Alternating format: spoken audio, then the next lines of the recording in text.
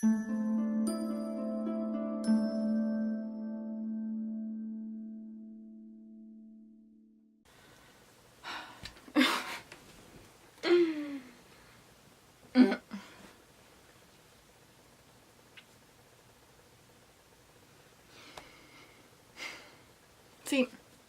here's the thing.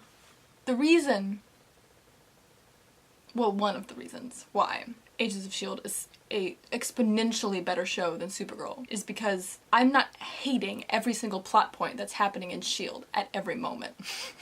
Whereas in Supergirl, there's maybe one plot line that I'm enjoying at one point in time.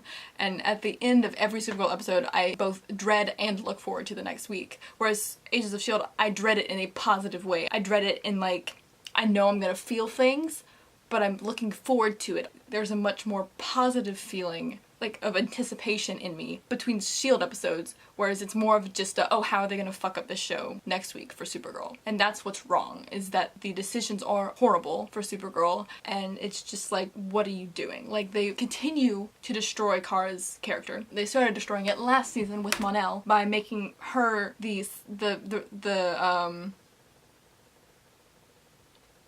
by making her the love interest on her own show, by making it her job to make Mon-El a better person. That's not what women are here for. We're not here to make men better people. That's not our jobs. Like, that's not the purpose of a woman, is to improve a man's shitty character. The best decision they've made in the past season and a half was getting Mon-El off Earth. That's the best decision they made. And then they fucking brought him back. Countless audience members cheered when Mon-El was sent into space at the end of last season. And I understand, not everyone hates Mon-El. I understand a good portion of the fandom ships Caramel. I understand that. But a very large portion does not ship it as well. It's, from what I've seen, it's about 50-50 split. Of course, I see a lot more of the Supercorp side because that's what I ship, so that's what I submerge myself into. But when I do dig into the Caramel side, I find about the same amount of stuff. Like, on a lot of polls and things like that, it's a pretty even amount of people. On YouTube videos, there's way more Supercorp videos than Caramel videos, I'm just saying. And they have more views as well. But that said, it was destroying Kara's character. And then they're continuing to do it by trying to push Lames / Guardian Corp / whatever the hell you want to call it. I'm calling it Lames because it's less syllables than Guardian Corp. They're trying to push Lames, so they're trying to make James seem like a better person. I do like that James has stuff to do. I do like that, because James deserves that. He deserves to have a good storyline. I miss season 1 James, where James had an actual purpose, and yes, that purpose was he was essentially Kara's love interest, but Kara's the main character. She's supposed to have a love interest. She doesn't have to, but the main character is supposed to be the one who has a love interest. It's not supposed to be the main character who is the love interest, which is, like I said, what happened in season 2. But in trying to push Lames, they're destroying Kara's character to break up the friendship between Lena and Kara. Unknowingly, because we're still going with the whole bullshit that Lena doesn't know Kara is Supergirl, which I don't buy, but at the same time I do. It's like, it doesn't make any sense. She's a freaking genius, and telling me she figured out Alex was DEO, that Rain was Sam, and Sam was Rain, and you're telling me she doesn't know that her best friend is freaking Supergirl? Like, I'm... That's a load of crap. But that's a whole other rant. My thing about this, on Instagram, posted a edit that fixed the previous episode. Or I don't know if it was the previous one, but it's the one where Lena calls James to cry about Supergirl seeing her as a Luthor.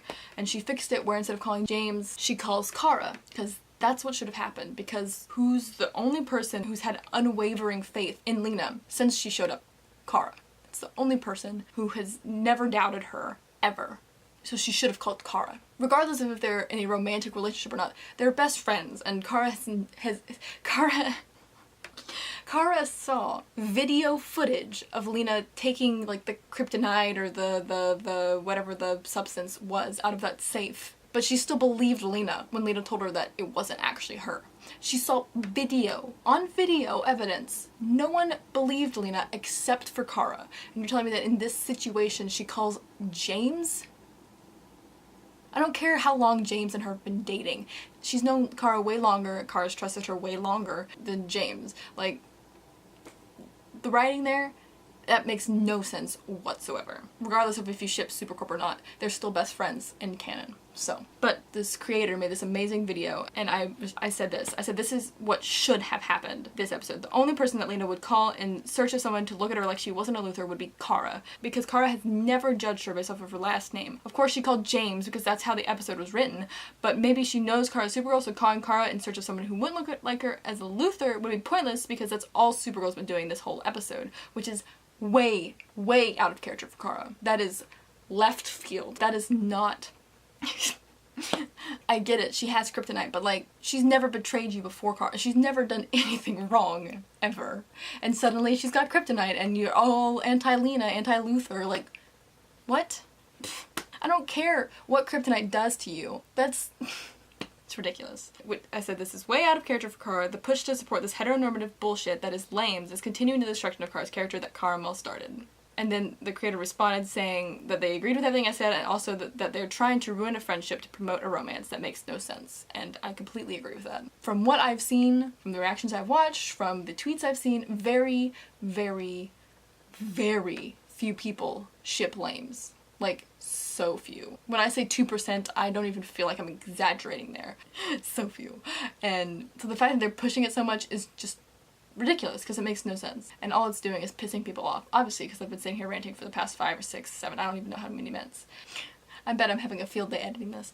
The people who work on this show are fabulous people. It's not their fault that their characters are shit. I don't in any way condone people who have been sending death threats to actors, like when Raul, holy, I'm so sorry, I probably butchered that name, but the guy who played Lena's ex last year, Jack Sphere, when he came on the show for that one episode, he was getting death threats, he was getting like called really, like there was a ton of racism thrown his way, and there's lots of claims that a lot of it was from the Supercorp side of the fandom, which I want to point out, in every fandom there will be toxic people. Every single fandom there are toxic shippers. Some of them may be more clustered into one ship, some of them may be spread out, some of them may be from one ship pretending to be that other ship that the cluster is generally coming from. But that's in every single fandom. The Supergirl fandom just happens to be pretty big.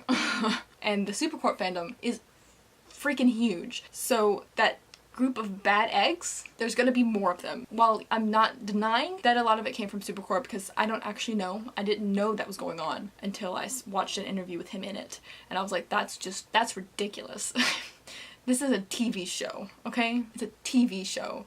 I understand getting upset about it, but sending real-life humans death threats for playing a character on a show is, I mean, it's ridiculous to send death threats, period. But for playing a character on a TV show, are you kidding me? I in no way condone that kind of idiocy. And if you see people doing that, you need to report them. Don't fire back, because that just fuels them more. You need to report them and tell them that their behavior is wrong. You shouldn't yell back at them with the same insults. You should tell them that what they're doing is wrong, and you need to wake them up to the fact that this is a TV show and that these actors have none to very, very little say in what happens to their characters on these shows.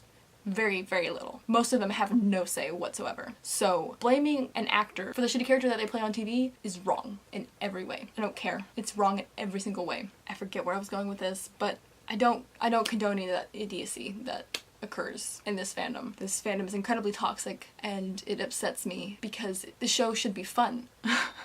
As I was saying initially, shows are supposed to be fun to watch. Even if they make you sad or angry, you're supposed to enjoy that feeling. That's why S.H.I.E.L.D. is so freaking fantastic, is because when they piss you off, they do it so well that you like that, you enjoy it. That's why we go back every week to feel the multitude of emotions that S.H.I.E.L.D. evokes in its fans. And that's why we're so active, and that's why we fought so hard to finally get renewed for season 6, thank God. But for Supergirl, it's just anger. The months that they went on hiatus there were some of the best months, I think, because we didn't have to worry about canon screwing up the amazing fan works that are out there, like the fan fiction for Supercorp and for Sandverse and for all of the ships on the show are fantastic. And honestly, I wish they would just hire the fic writers to write the show, because some of the fics I have read are absolutely like they're works of art, and this show is not. And if you are agreeing with me in any form, with any of what I've said, if you think I just need to shut the hell up and go die, feel free to let me know that. But if you're agreeing with any of what I'm saying, please let me know in the comments, because I want to know, what do you ship? A very, very large portion of my audience is male, and I'm curious to know how you feel about these ships. How immersed are you into the fandom? Do you just watch the show week to week and then go watch reactions, or do you read fanfiction? Do you dive in on Tumblr? Regardless of male or female, I just know a very large portion of my subscribers are male. Let me know. I'm curious to know what you're seeing, if you are seeing the same thing as me, if you think there's more Carmel fans, more Supercorp fans. If you say there's more Carmel than Supercorp, I'm gonna disagree with you a little bit. I think there may be a few more Carmel fans, but not a ton. Like, a lot of people say Supercorp's a small ship. It is not. It is humongous. We nearly won the Zimbio fandom March Madness thing. We got second place behind Swan Queen, which is another mega ship of mine. That was something I loved, because Swan Queen is essentially, because the Swan Queen shippers went through what Supercorp shippers are going through right now. They went through the same crap that the writers of Supergirl are putting Supercorp shippers through right now. And they're like our mom ship, essentially. They care for us, and they support us, and they do their best to back us up. And a lot of people who ship Supercorp also ship Swan Queen. That was a loving thing. That's what we need more of in the Supergirl fandom, is understanding and less hatred, because there's just so much of it, and it's ridiculous. And I'm pretty sure I went off on a tangent and forgot my place, but that's fine. I've said a lot of what I needed to say. Yeah. But that was Supergirl Season 3, Episode 18, Shelter from the Storm, and the next one is Episode 19, The Fanatical. Till then, you do you. Bye.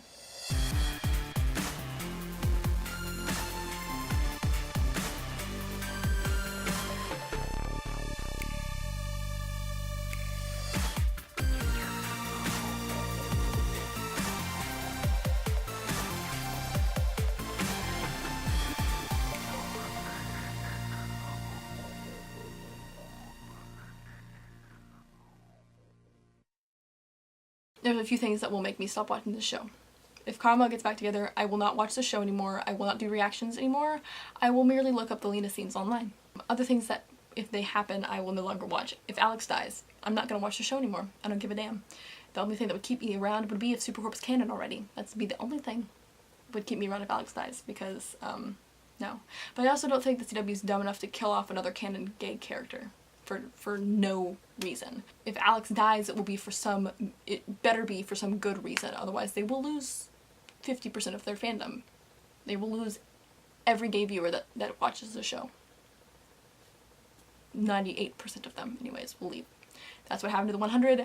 That's what will happen if they pull that shit again. So I think Alex is, for the most part, safe, but if she dies, I'm gone. Goodbye.